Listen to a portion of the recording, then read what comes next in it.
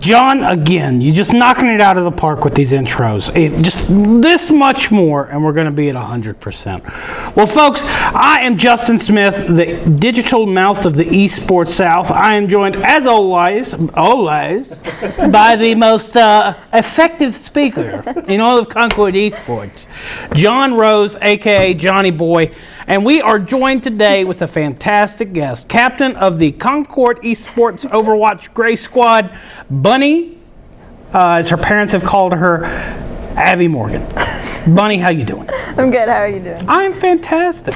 I'm excited for us to have a good podcast today, but this good podcast would not be possible without our sponsors. And we want to give a big shout out to the United States Air Force.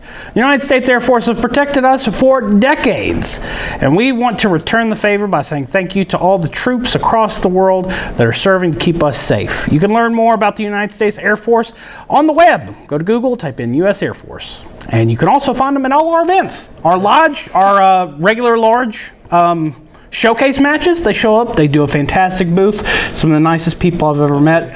We're very thankful for their sponsorship. Well, let's hop right in. I want to talk about the world of esports first. It is esports Christmas right now, aka League of Legends World Season. The most important esport. Everything else is tertiary. Of course, that's an opinion. Correct opinion, but is an opinion. Big opinion. Big opinion. Very opinionated. What's happening in the world of esports, John? So as of yesterday, FaZe beat my beloved Optic team in the Halo World Championship. God. We were made it all the way through winners, and they actually had a bracket recess in 2 best of 7s. So they beat us 4-2 set 1, and then they came back and 4-0'd us in set 2 to win it all. Was there regular season results to indicate that would happen? No. Oof. Oh, those are the best wins, but I wish it wasn't FaZe. FaZe was in final form. They had the last 2 tournaments, I believe it was the last 2, they underperformed, so they really grinded. Optic was still the better team. We just couldn't put it together in the last little bit, but no matter what, Optic is still the best team in Halo. We just had a little bit of an off day during the series. It's about no credit from FaZe, but Optic is still the best. It's any given day in esports, in any sport. Bunny, you ever played Halo? I have. I played Halo 4 as a kid with my sister. Have you played Infinite? A little bit, not much. But I think it doesn't deserve all the hate it gets. I know people are really passionate. Apparently, its latest patch has been big for it. Yeah. Check it out. If we should talk about us, let us know in the comments down below. Now, what else has happened? What's the game from Ubisoft that's supposed to be the next COD killer? X-Defiant. X-Defiant pushed back, indefinitely delayed. So COD makes it another year. Yeah. Speaking of the Activision Blizzard giant Call of Duty, now intellectual property belonging to Microsoft. Go back to MLG, CWL days, please. I mean, this is huge. So we just talked about Halo. We just made a joke about COD. I mean, we're yet to leave the Microsoft intellectual property spectrum. They've become the Disney of video games. You mentioned Overwatch, which is right back to them. Yes, 100%. So it's really amazing time to be in video games because we're seeing all these major developers end up under one publisher, which usually when that happens, a few good things come, but a lot of bad things come. Lots of layoffs, lots of reorganization. I think, what do you think might be some big implications of the Microsoft acquisition of Blizzard Activision King? So one thing I could see, this is just the competitive side, one thing I think that could happen, which I think it's in the contract that it can't, is Xbox exclusive for a lot of titles, which only hurts Xbox now if they do that, because then, I mean, they maybe generate more console revenue, but it wouldn't reach like the true PlayStation players, so they would lose revenue at some point. But I'm hoping the competitive scene goes back to console. It could happen. I know you'd wish for that for a few months now, and I don't think that there's much reason it shouldn't, especially with the gap closing between consoles and PCs more and more every gen. Yeah. And we take for granted how long the PS5 has been out now. Yeah. So like next gen isn't that far away. No. I would say my big this could happen would be the death of BlizzCon. Blizzard had an entire world around itself, and I really do think that things like BlizzCon are going to go to the wayside. A company as big as Microsoft, they don't benefit from that. They didn't cut corners when they acquired Bethesda, but we haven't seen the long-term implications of that. And with the shrinking of the ecosystem, who knows what could happen? Could be dark times for video games, folks. Or it could be fantastic. I don't know. I'm an old WoW head, and I would absolutely love for Bill Gates and all them to hop back in and make WoW great again. But we'll have to see what happens. You got any big takes from the merger, Bunny? Not really. Not really? You're not a big Candy Crush player? I know my mom is. That's about it. No joke, that could be one of the biggest implications to the modern American is the effect that the Microsoft acquisition will have on Candy Crush, because that's the whole reason that Activision bought King. So like all our Candy Crush fans out there, the devoted that follow us, be scared. These are dark times. And I am the end times crier here to bring you the news. Candy Crush is doomed. You heard it here first, folks. I thought we were about to announce our Candy Crush roster. I was so excited too. Cancel all the players. Well, folks, we laugh and we have fun, and we are so excited that we could be joined by a fantastic guest that enables us to do that, and that is Bunny. Bunny, you're a freshman here at Concord. Yep. Tell us about your experience so far at Concord. You like it? I'm really liking it, actually. It's been great. My classes are good, and I've enjoyed working with the team that I have. Well, good. So without doxing yourself, about how far away are you? Like natively? Hour 45. Hour 45, 2 hours. Okay. So this would not be commuting range for you. So you do live on campus, correct? I do live on campus. And you enjoy living on campus? I do very much enjoy living on campus. I have to tell you, I praise Concord on campus life 100 times more than when I was a student right now. Every day, John and I have the same conversation about how fantastic the cafeteria is now. Oh, the cafe is really good food. I had some today, actually. What did they have? There was pizza, and they had some chicken and some other meats up there. And then they had vegetables, per usual. You know, I wouldn't have guessed any of that. I wouldn't know. I usually eat in the caf with the same people every day. But that didn't happen today. I'm sorry, I brought my own lunch. No one's looking for excuses. I didn't name names. Shame. I didn't name names. I'll leave those names in my hate book under my pillow at night. Well, let's talk a little bit about what you do at Concord, Bunny. So you are the captain of the Overwatch Gray Squad. Mm-hmm. That is Akira on tank, yes. You on support with Cappuccino. Cappuccino? Well, it's got Pug in it. Pug is definitely there. No, she calls it cappuccino. Then she needs to take the G out. I'm not wrong. The world is. And then on DPS, you have JM COD and Neptunes. Yep. 5 fantastic players. A lot of freshmen. So this is a very emergent roster for us. Tell us about your team. What makes your team special, unique, and different? So far, I think what makes us more unique is our play styles. So most people would go with the meta, like trying to form around what meta. But for us, we more play comfort mixed with meta. So it's like one of my tank, he doesn't play Orisa very often, and he doesn't enjoy it. So I don't put him on Orisa. I put him on the character that he would be more comfortable with playing, as long as it goes also kind of with the meta. If you are watching this and you are an ECC opponent for the rest of the year, just forget that part.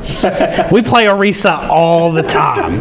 Like, the dude has 3 other accounts, and it's Orisa Grandmaster. We have a few things up our sleeves. Don't worry. There's more to it that I haven't. Okay, she got the tech for her team. There's more. I just can't tell you. So what do you think has been the most shocking part? Like, of course, you came in here with expectations. What is something that surprised you about esports on a collegiate level? how it is difficult yet really easy to learn at the same time. So say you have I had no idea how NECC stuff worked at all, but since Austin knew how most of it worked, he taught me most of it, and it's pretty easy to pick up on. And learning that, during our activation matches, I helped teach other teams that didn't know how to use it. So it worked out pretty well. It's an interesting thing for me to learn. I like to learn the new stuff that most people would be difficult learning. Well, League OS is pretty cutting edge for everybody. So, and thank you again to our great leader, Time Splitter, Austin Clay. He's taught me. Glorious in his leadership. Fantastic. May he live forever. I think I have been pleasantly surprised by your roster. Not by your leadership, because you can tell right off the bat talking to you that you're a leader, that you're somebody that's used to being in control. I hope that's not in a motherly position, because that's not something that you have to be assigned to. But you definitely have taken the leadership incredibly well, Abby, and we're glad you're with us. Thank you. I've been pleasantly surprised at the success that y'all have had. You guys have glued together so much easier than a lot of the other rosters. The other rosters might have found their stride in competition, but you can tell there's a shared camaraderie in your room, and that is pretty nice. It's nice when people can get along. We do have I was very surprised. That was another thing that really surprised me, was just how well I got along with them, so quickly too. They're just easy to get along with, especially when you have classes with some, and then you get to know them over time. Well, good. I like Overwatch, but I never understood why they called it Overwatch.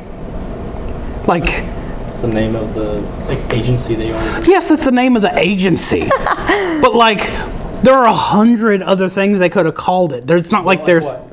I don't know, John. I'm not a writer. Well, then why are I'm you paid to host a questioning? podcast, not to write the important names of organizations in fantasy realms, John. So get off my back, okay? Cut me a little slack. I'm about to call Austin. He's going to drill you.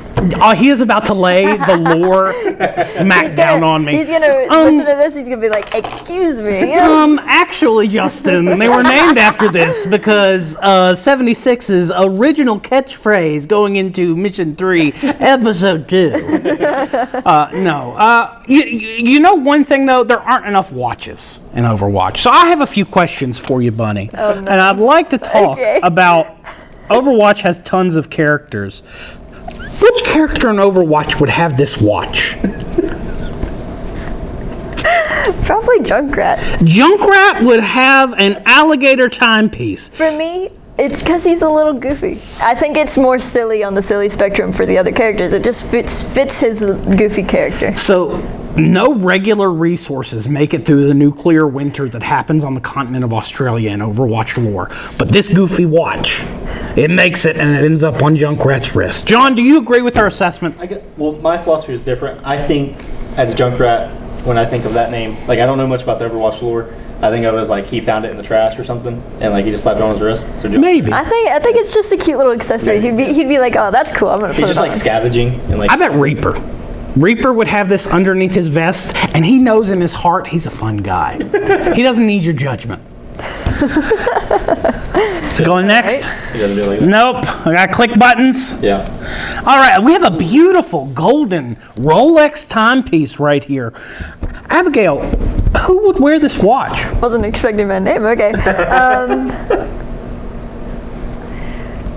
Depending on the person, it just depends. Because I think Soldier 76 would wear this if it were a formal event. But he wouldn't wear it on every other occasion. Certain characters would wear it, but it has to be formal event. Is there a formal character in the game? There is a skin where 76 is wearing his dress. There is a lot of skins where they're actually very formal. Doomfist has a very formal skin, which that could also go pretty well with that, especially because he's got the gold fist, and it would go well with the gold on there. Most characters do have some sort of semi-formal attire, but it depends on what kind of skin you got. Okay, so we're going with 76 at the right event. 76 or Doomfist at the right event, because they both have formal attire. It certainly is a money watch from the looks of it. Now I am desperately poor, so I can tell you I would have no idea. But it's awfully pretty. So 76, yeah, I'd take that. John? Sure. Yeah, why not? You didn't sound so confident about that, John. I don't know characters that well. All right, so we have a beautiful wrist piece with exposed gears on the inside. I think that this would speak ample amounts about the wearer more than anything. So, Bunny, who wears this watch? Let's think for a minute. Depends. It could depend because it is a very specific kind of thing. Honestly, I could see Sigma wearing something like that. With the showing gears, it shows the inner workings, like, because he's a science person, right? He's very science, like That's he what knows his diploma so much. says too. Science person. It's amazing what they give out these days.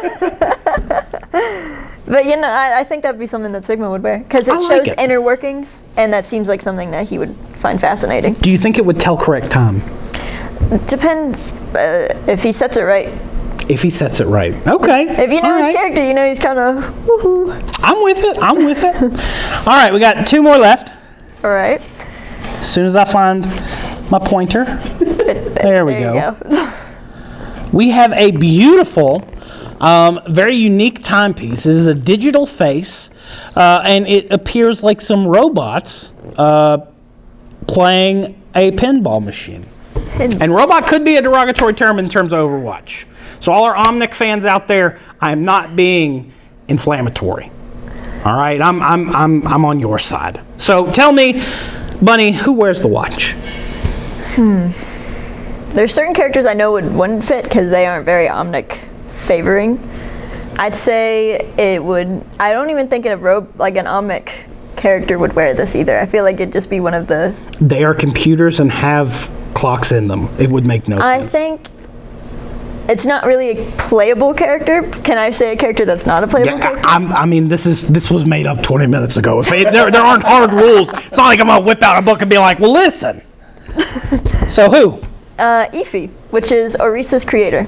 I think that would be fun and something a child would value. Because it shows her thought process, because she created Orisa to help protect Nimbani, and so having a wristwatch dedicated to the robot or Omnic, however you want to say, could be beneficial to her story, because that's something that she deeply, apparently very clearly cares about.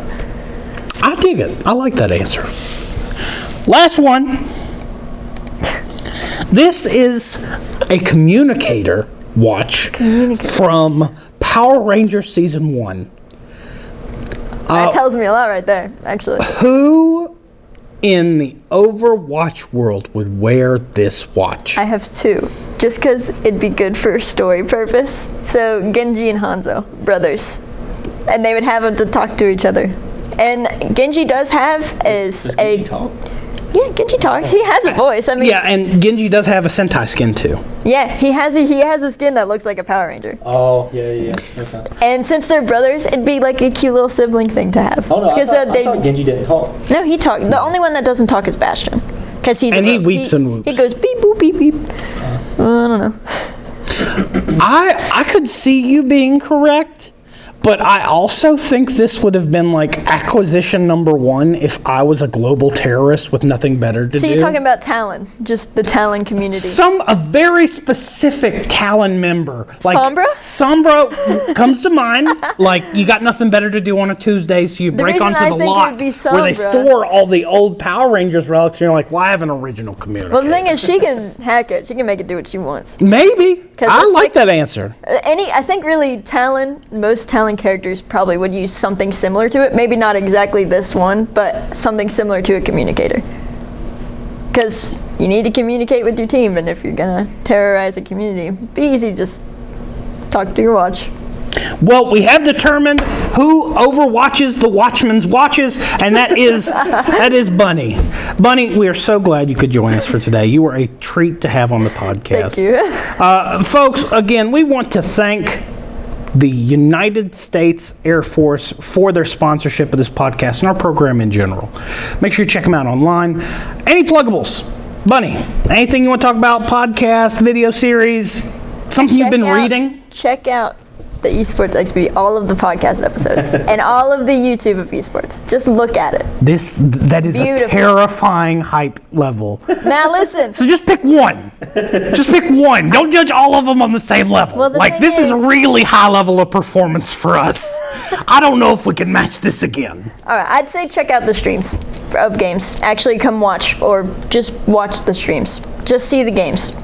See the games in person or In person, on Twitch. online, either way. Just John, plug watch. us. All of our socials are going to be in the doodly-doo down below.